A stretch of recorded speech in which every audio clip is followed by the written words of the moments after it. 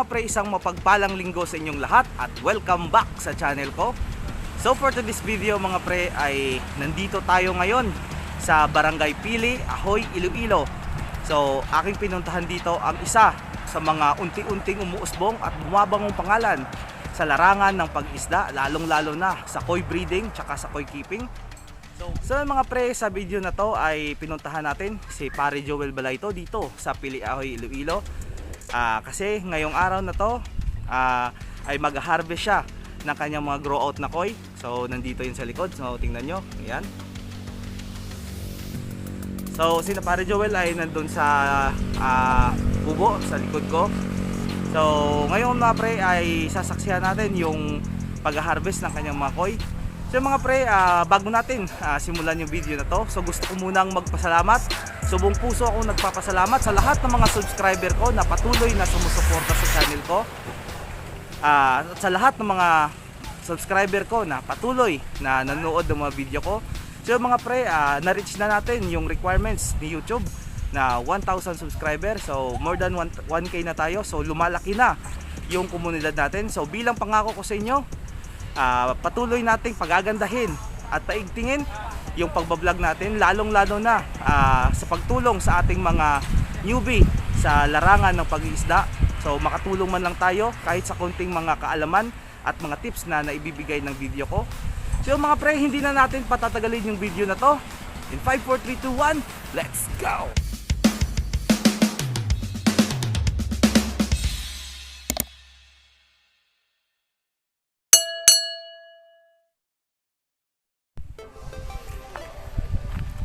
So yung mga pre, nag-uumpisa na silang magbawas ng tubig. So ayan, nagpapalabas sila ng tubig dito, tapos papunta doon, tsaka iikot yung tubig at lalabas doon.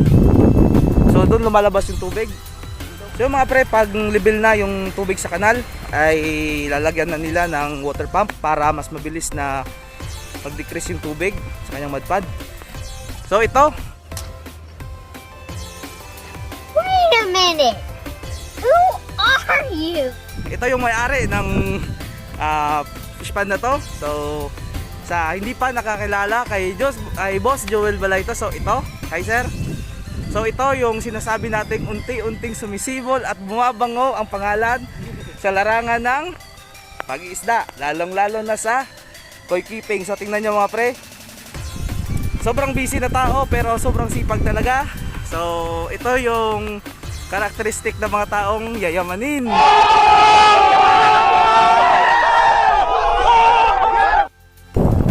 So mga pre, meron tayo ditong bisita. So kasama ko pumunta dito si Pare Tommy Plantig. So ayan,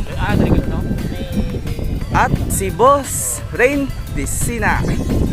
So ayan, so sa hindi pa nakakilala kay Boss, so ito si Boss Rain Disina. So isa sa nakatago lang, pero hintayin nyo lang.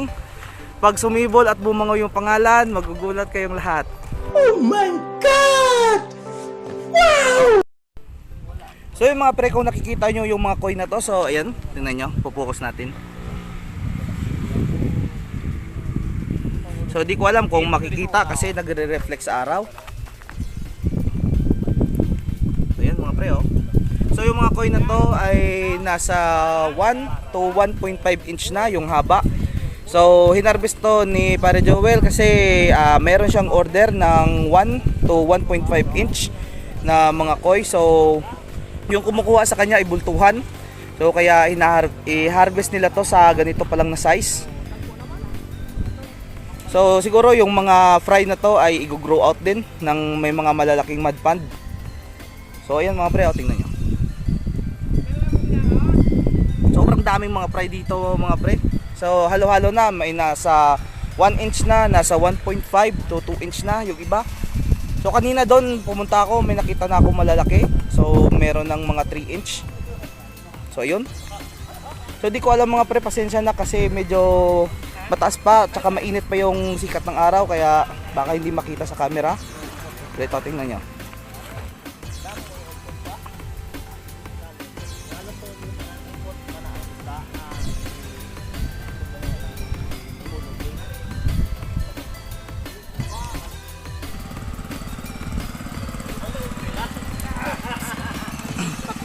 weeks nga schedule boss. Galing nga Gakaudlot. Udlot, busy. Sobrang busy na tao. Ay, gutom sa busy nga tao. Ay, gutom sa busy nga tao. Pero ang bayar mo ulat kaya. Bahala na sila ya. Ang bayar mo ulat kaya.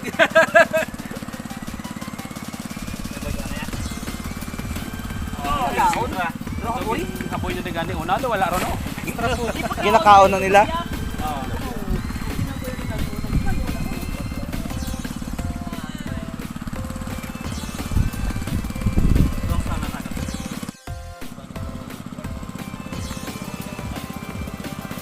So yung mga pre, kung nakikita nyo, ayan yung kanyang water pump.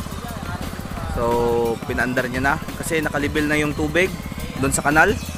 So ito yung mga kasama ni Boss Joel. So shoutout sa inyo mga pre.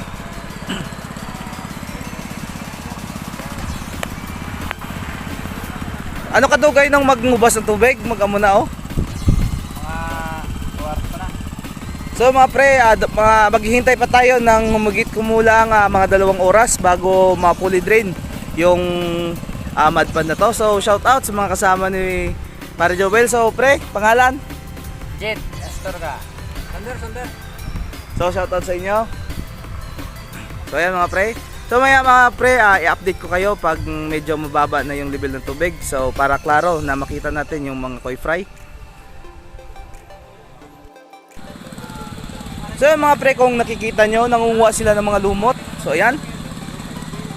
So kasi mamaya pag kumuha na ng mga koi, dahil yung mga koi natin ay maliliit, so medyo sagabal yan. So yung mga lumot na yan ay tinatapon nila dito. Kasi marami dito mga fingerlings ng tilapia, so additional na pagkain yan sa kanila. So nandun yung pump, patuloy na nagpa-pump out ng tubig. So medyo malaki na rin yung binaba ng tubig. So yun mga koi So nakikita na. So ayan.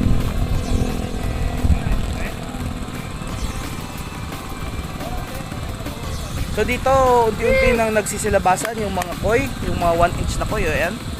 Tingnan nyo.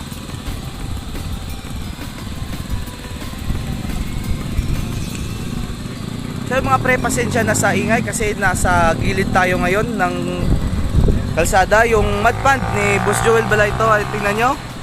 So highway na yan. So nandito lang yan sa gilid ng kalsada dito sa Pili Ahoy, Iloilo. So yung mga pre, isa sa sikreto ni Boss Joel na ayaw niyang sabihin pero i-reveal natin ngayon kung paano niya na-maintain yung health ng kanyang mga isda ay yung kanyang overflow system. So ito yun. So kung nakikita nyo yung overflow system na to mga pre, so nasa more or less nasa 13 feet yung lalim nito. So yung hose na to, kung nakikita nyo, tingnan nyo may tubig.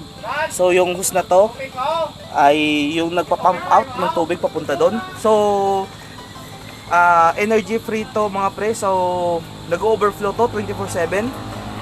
So pumapasok doon. So tingnan natin, papakita ko sa inyo. Ayun mga pre, tingnan nyo. So nag-overflow yung tubig mula sa pipe na yon 24/7. So kaya 24/7 may pumapasok na bagong tubig sa kanyang mud pan. So yung mga isda niya ay hindi nagkakasakit at saka laging nagpapalit ng tubig. Kaya laging mabilis lumaki yung mga koi fry niya. So yung mga pre, nag-umpisa na sila sa pag-harvest ng koi. So yung portion na yon, pinapapunta niya dito yung mga koi, mga fry ng koi, papunta dito. Tsaka yung mga nandito naman mga pre, ay papupuntahin niya dito. Ayan. So halos lahat ng mga koi ay nandyan na. So kung nakikita niyo sa tubig, ayan. So mamaya pag tapos na dito, yung mga isda ay papupuntahin niya naman dun. So doon niya naman ilalagay yung mga koi. So doon na yung final na stage na kung saan magpipiking sila, magsasizing at ilalagay nila sa net. Tsaka mamaya magpapacking sila. At dadalhin yan doon sa bahay ni Boss Joel Balayto doon nila ilalagay tsaka ika-quarantine muna yung mga koi sa kapag ready na yung mga koi tsaka na ibibigay sa kanyang mga buyer. So mga pre, mamaya update ko kayo ulit.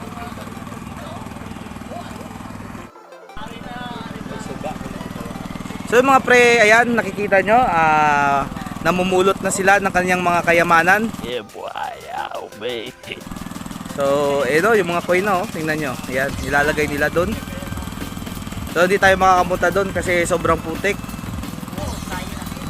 Pero mamaya, ipapakita ko sa inyo yung kanyang mga nakuha na ng mga koi. So, ayan mga pre, tingnan nyo.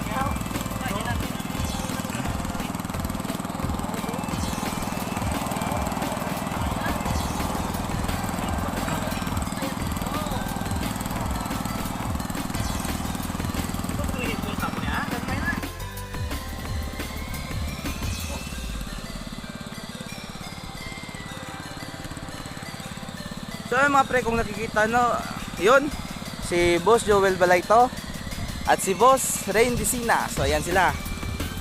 So sobrang sisipag ng mga tao. So ganun talaga mga pre, pag hinalo yung abilidad tsaka yung sipag.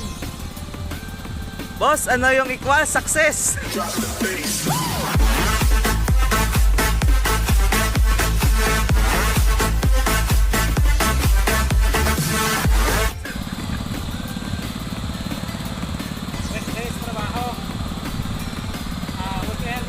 Trabaho pa rin. So narinig nyo mga pre, during days, trabaho. Pagdating ng weekend, trabaho pa rin. Pero isa lang yung ibig sabihin nun, sa ordinaryong araw, income. During weekend, income pa rin. What? Ayan, tingnan nyo mga pre. Ang sisipag ng mga tao, kahit sila na yung may-ari ng mga mudpond na to. So tingnan nyo, hindi nila pa rin inaasa sa kanilang mga tao. So talagang sila talaga yung nag-on hand ng kanilang mga trabaho. Ayun. Ayun mga pre, tingnan nyo, nagsilabasa na sila oh. So napakaraming fry na to. So mga pre, sabi ni Boss Joel, yung mudpond na to ay estimated may laman na 5,000 na koi. So dyan sa mga kahon na yan, ayan, hanggang dito tsaka hanggang dito. So nasa 5,000 yung laman na koi na to. So ito yung mga harvestin natin mamaya. So mamaya ipapakita ko sa inyo yung mga koi na hinarvest natin. Meron na ditong mga 1 inch, 1.5 hanggang 3 to 3.5. So mamaya pag nakuha na natin at naangat na natin, so papakita ko sa inyo. So yung mga pre, kung nakikita nyo yung mudpond dito, so sa kabila doon ay dagat na. So yung tubig dito ay naghahalo na yung tabang tsaka yung asin sa tubig. So yung mga koi na to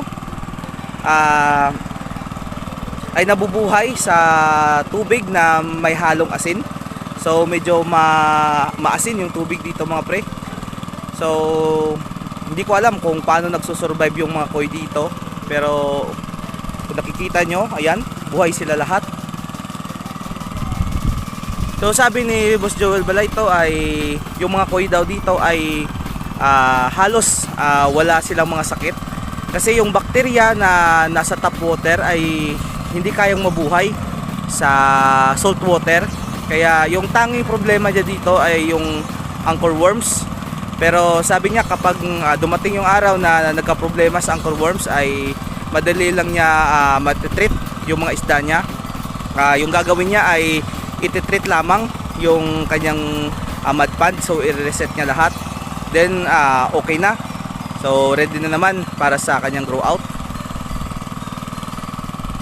So mga pre, mamaya i-update ko kayo kapag mas bumaba pa yung tubig at kitang kita na yung mga koi dito.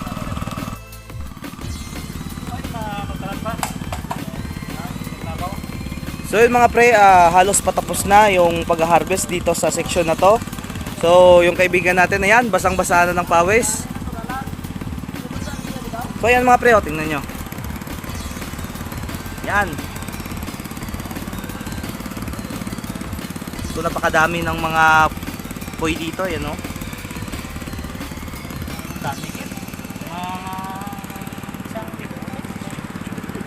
So yung dami ng koi na to, estimated sobra sa isa, so napakarami na.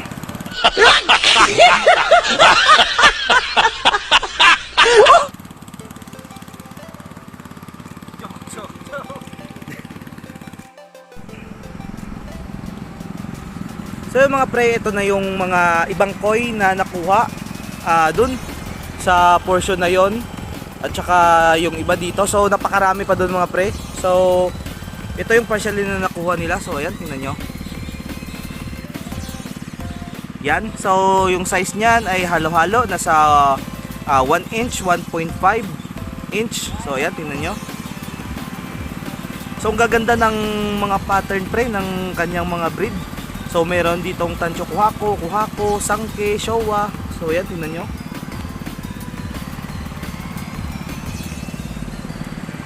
Ayan mga pre, zoom natin.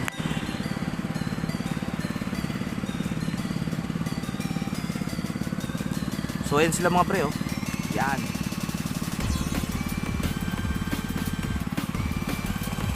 So estimated daw nasa 5,000 to. So pero yung pag-harvest nito baka abutin tayo ng gabi. Pero okay lang yun. At least na maipakita ko sa inyo yung mga na-harvest ng kaibigan natin. So ayan, tingnan nyo.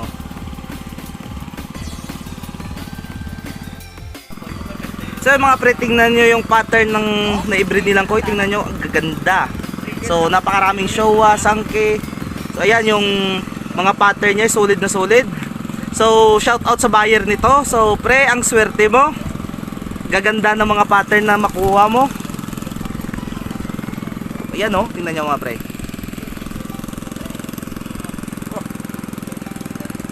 Yan, tingnan nyo yung mga pattern ng Showa niya, tsaka ng Sangke niya, ang gaganda. Hindi na sila dati na. Narasa na doon na. Wow, tingnan nyo pre oh. Wala kita sa kamera. Nanay sila niligyan ko lang natin. Nanay sila wala ron. Nanay. So yung mga pre, tingnan nyo, gaganda ng mga pattern. So sa mga buyer ng koi, so wag na kayong mahiya na i-message si Boss Joel Balayto tsaka si Boss Rain Dicina sa gustong bumili ng mga koi. So ayan, wag na kayong mahiya. So 24/7 mga pre, online sila. So wag kayong mahiya mag-message sa kanya. So dito mga pre, sa portion na to, ayan, wala na rin tubig. So ayan oh, lumabas na sila. Ayan, isa-zoom ko. Ayan. So napakarami na ng mga fry dito. Si mami yan. Oras mapuli, mabakal kita sudan.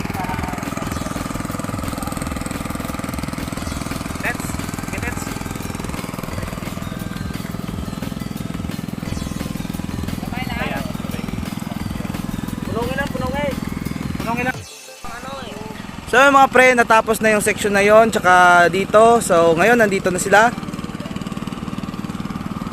So shout out kay pare nila Gulay. So sabi ng mga kaibigan mo dito, absent ka na naman. So nasan ka na naman? So sana nandito ka. Sana wala ka sa ibang bahay.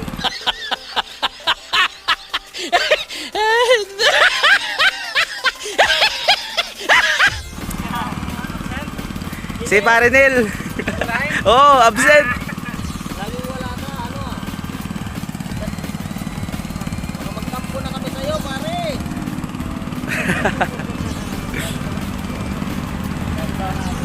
So mga pre, medyo matagal-tagal pa kasi mayroon pa dito na section na to. So yung mga naipon na koi, so nandito yan sa section na to. So nandyan sila lahat. Pakita ko kanina sa inyo, ayan.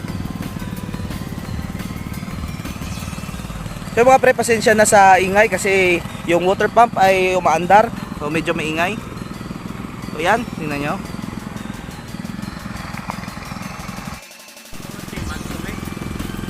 3 months na. Sa 28. So yung mga pre, inabot namin ng hapon. So hindi pa rin tapos, nangangalahati pa lang. So sa mga buyer natin dyan, so huwag kayo magtaka kung bakit mahal yung bentahan ng koi. Kasi ganito kahirap, katagal at nakakapagod mag-harvest ng koi. So tingnan nyo yung pinagdaanan nila. Yung pawis, hindi na... Tingnan nyo yung pawis ng may-ari, tingnan nyo. Papakita ko sa inyo. So ayan, tingnan nyo. Sobrang pagod na. Pero tinitiis. Tapos may report pa mamaya. Tapos trabaho ko bukas. So narinig nyo mga pre, pagkatapos ng trabaho dito, uuwi sa bahay, gagawa ng report, trabaho pa rin, bukas, trabaho ulit. So ganun kahirap ang buhay breeder. So kaya wag kayong magtaka kung bakit may presyo yung binibenta nila, kasi pinaghihirapan yan pre, pinagpupuyatan at pinagpapaguran.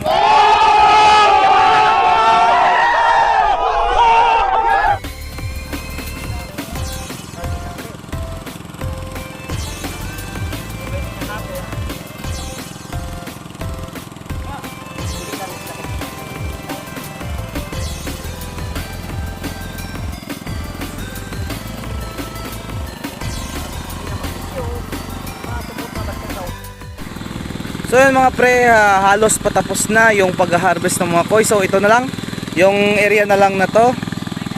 So doon lahat tapos na. So mamaya mga pre ay ipapacking natin yung mga koi na na-harvest. So dadalhin yan sa kanilang bahay, tsaka doon ilalagay sa quarantine tank nila. So mga pre, halos abutin tayo ng gabi nito, pero okay lang yun. As long as maipakita ko sa inyo kung paano mag actual harvest ng mud pond at kung paano mag quarantine ng mga koi na galing sa mud pond. So yun mga pre, mamaya update ko kayo ulit. So yun mga pre, halos patapos na yung pag-harvest ng mga koi. So mga paunti-unti na lang yung pinupulot nila. So halos lahat ay nandun na sa net. So mamaya mga pre ay update ko kayo. Papakita ko sa inyo yung pagpapacking nito at yung pagdala doon sa quarantine area. So mga pre, update ko kayo mamaya. So mga pre, tapos namin mag-harvest. So ito lahat ng mga nakuha naming mga koi. So yan. So estimated, sobra sa isa. So madami na. Seriously, what the fuck are you doing?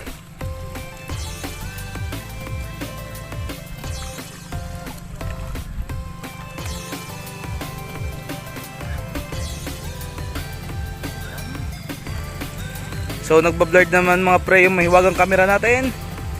So yan. So napakadaming fry nito. So mamaya mga pre, pag wala tayong ginagawa, pwede natin tong bilangin. Pero mauna lang ako umuwi kasi gabi na. Kayo na lang magbilang.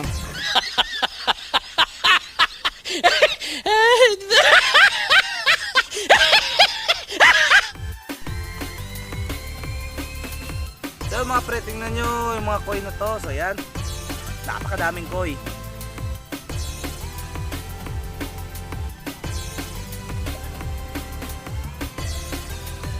Tama din background na music.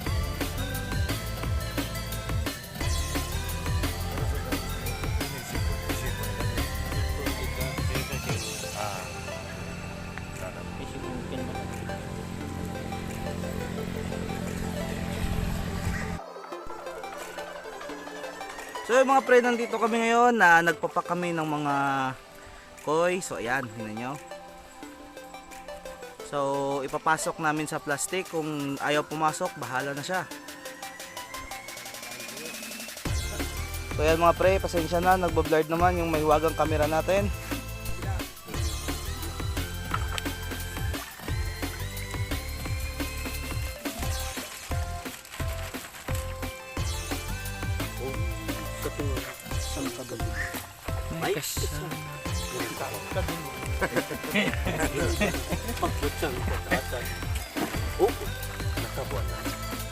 May maliklo kita yan? Ayaw. Kita daw siya dito nga pabati sa YouTube mo na kay Jigdi. Tama na siguro. Sige, tama na na. Tama mo nang yung balkotan eh. Kukunin mo na yung plagana mo doon sa kabilang planeta. Planet Chico. Ang layo-layo na oh. Huwag kang makalala, dito lang ako. Sasagitin kita. Dahil tanong lalim pa yan. Plastic Mark. Hindi ka din labag i-mute. Layo na kasi. Ang layo na ng Layo na takbo na. Hindi ko din labag i-mute. Sadya din kinudlawanan ka. Sige lang, ako lang. Ari, tawata lang yun. Ari, nagkuyat mo lang. Araw-araw. Nan, yeah. Hindi naman ako galit sa'yo, pero sagob-sagob ka to sa bubon, kaya lumsan, lagit ka. Uy, huwag mo ituntun ka. Mananok si Jeng, lumagay. Wala nga may elastic mo sa Uy, ayawan pang sinilya. So yun mga pre, malapit na tayong malulobat. Pero kakayanin pa pre. So yung mga pre, grabe, ang bilis magbilang ng nagpapak dito. So bawat sandok daw ay katumbas nito ay 200 at 15 piraso. dadamuin. So dadamuin namin mga pre yung kargahin dito sa loobin ng plastikin. Ayan. Mabubugatin. Nagbo-blurred naman yung camera mga pre. So yung mga pre, gamay na lang.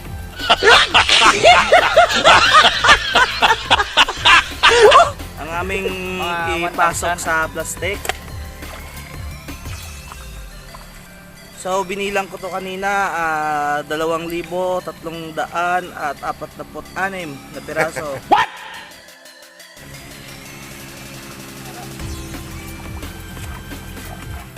Ang total niya 1,000 cm. So ayun mga pre, yung scoop na yon ay 435 piraso. Dadamuin pa, dadamuin. So yung mga koy mga pre ay naiipitin. So yung iba namamatayin. Nakukugain. Ay, sos, piskat. Wag ka na pang bakas pahangin. Baka tubig na to. Okay? Sige, miss na ano. Sige. Buwan ta? Lapid na. Patay rin eh. Just buhit na. Yeah, buhay na. Walang mag... Nakuga lang na. Kapon na. Ang aking magulang. So yun mga pre, ito na yung huling pack natin. Ito yung huling sandok na araw na ito. So yun mga pre, ala na.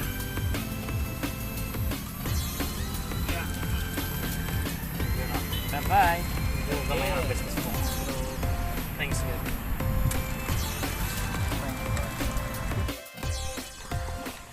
So yun mga pre, tapos na kami mag-pack ng mga koy. So mamaya mga pre ay i-update ko kayo kung nandun na kami sa bahay nila. So ipapakita ko sa inyo yung quarantine area ng mga koy na to. So yung mga pre, update ko kayo mamaya. So yung mga pre, nandito na tayo ngayon sa quarantine area ni Boss Joel Balayto. So ayun mga pre, tingnan nyo yung setup niya. So meron siya ditong tatlong quarantine tank. So trapal pad lang to mga pre. Tsaka yung frame nito ay PVC pipe lang. So ayan, tingnan nyo. So tingnan nyo mga pre yung filtration system niya. So puro DIY rin. So ayan. So yung mga pre, dito yan ilalagay. So dito yan ika-quarantine ng mga ilang araw. So hanggang maging okay na yung condition nila, tsaka ready na ibigay sa buyer. So yan mga pre. Boss, pila ka adlaw di quarantine? Quarantine. Standard 7 days. 7 days. Pero sometimes 1 day lang. 1 day. Direct ko mag-start naman for usually for regular.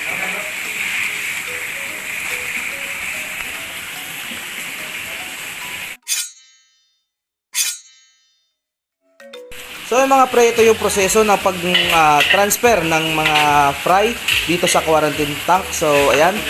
So i-extract muna yung tubig na mula sa mud pan. Saka kukunin yung mga fry ng koi. So ayan, tingnan nyo.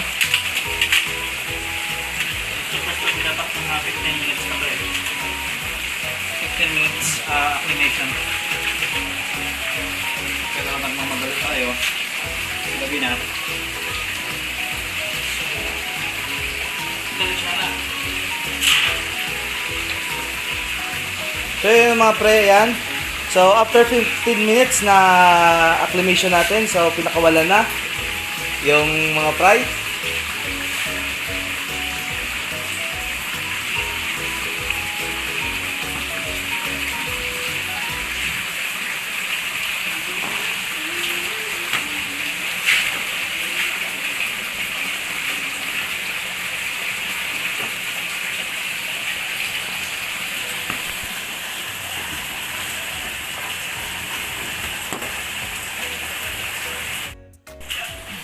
So mga pre, ito yung pangalawang plastic natin.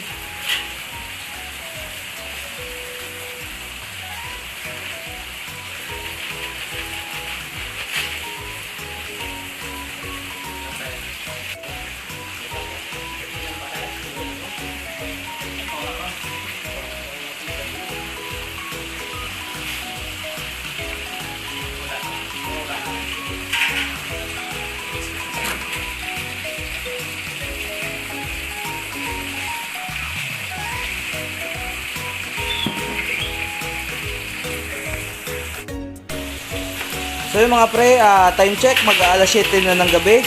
So nandito pa ako. Siguradong patay ako mamaya sa misis ko.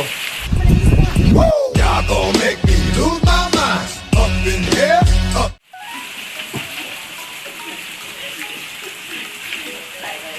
So, pero okay lang yan mga pre, di bali nang mapagalitan. Ang importante, matapos yung video na to para sa inyo. So, ganun ko kayo kamahal mga pre. Oh my God! Wow!